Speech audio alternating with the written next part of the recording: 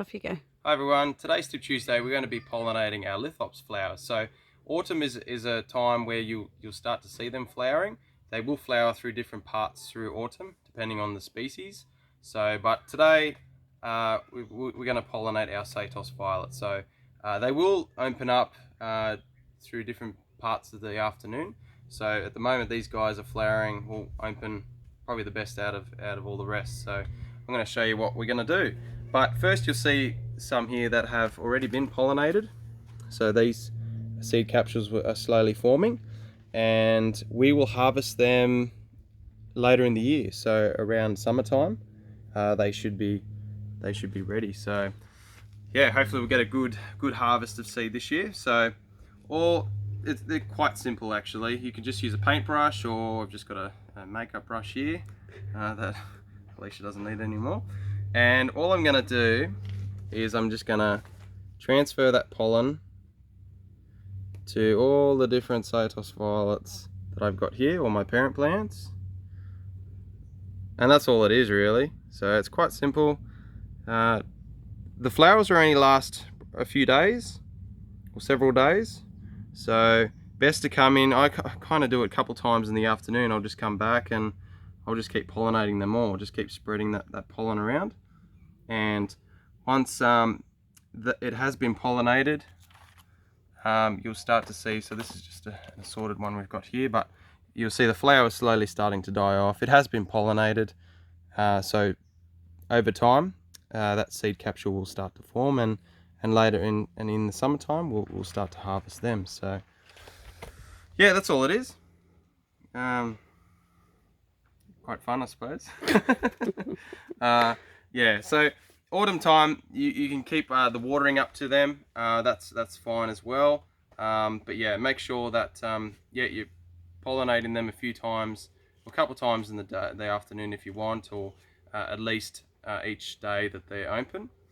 That way you can make sure that they have been pollinated properly, and slowly the seeds will start to form, and then you'll harvest them later in the year. So yeah, you get some beautiful colors. You get majority of them are the whites and the yellows.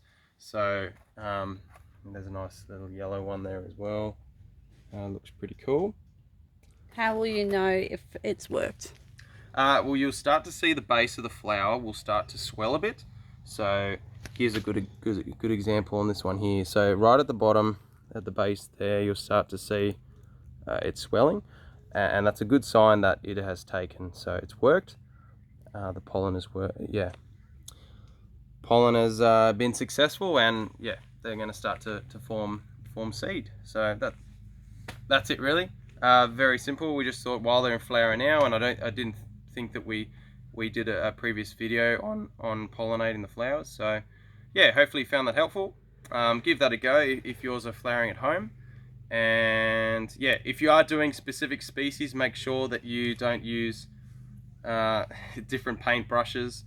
So like the Leslie albinicas, I'm not going to go ahead and spread. I might have some excess pollen on there still, and I don't want to cross-pollinate them with the Satos violet. So if you've just got random assorted ones, then it's fine. But if you've got named species, then it's best to keep all your paint brushes separate from them. So yeah.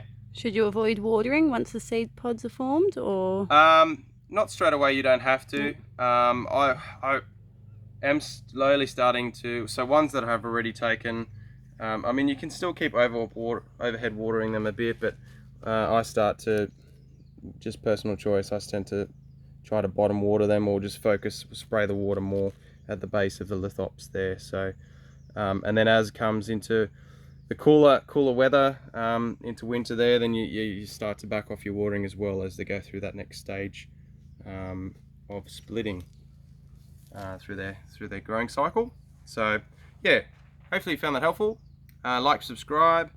Any questions, please send them through. I'll get to them as soon as possible. Have a great week, and yeah, catch you the next Tip Tuesday.